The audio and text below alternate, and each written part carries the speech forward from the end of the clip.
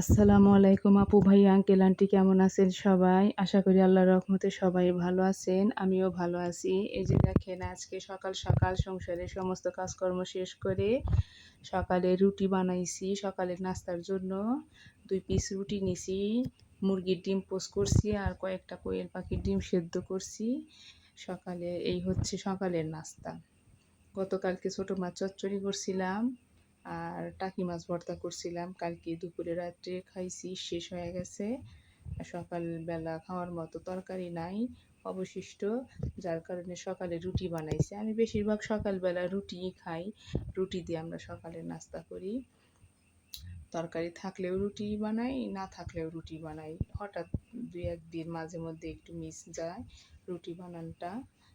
তো এই যে সকালের খাওয়া দাওয়া করতেছি।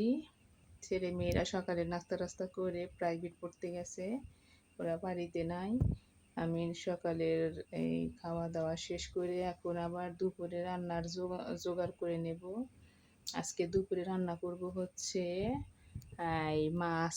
গতকালকে যে মাছ আনছিল অনেকগুলা মাছ আনছে, ওই মাছ কিছু ছোট বাড়াইছিল, ছোট মাছগুলো আলু দিয়ে চচ্চড়ি করছিলাম আর টাকি মাছ ভর্তা করছিলাম আর কিছু মাছ রাইখা দিছিলাম গতকালকে।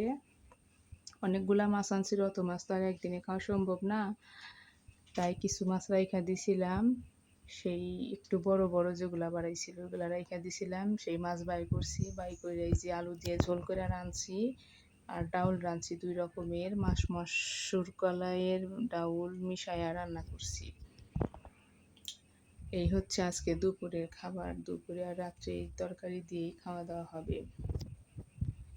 তরকারি কেবল খাওয়া শুরু করলাম, কেমন হয়েছে খুব একটু স্বাদ বুঝতেছি না, একরকম হইলেই হয়েছে, খাওয়া চললেই হইল।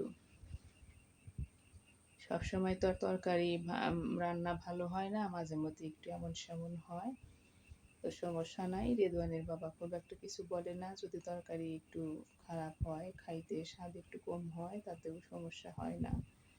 তো ডাউল আছে, ডাউল দিয়ে তরকারি দিয়ে খাওয়া দাওয়া করতেছি। ডাউল থাকলে একটু ভাত খাইতে সুবিধা হয়।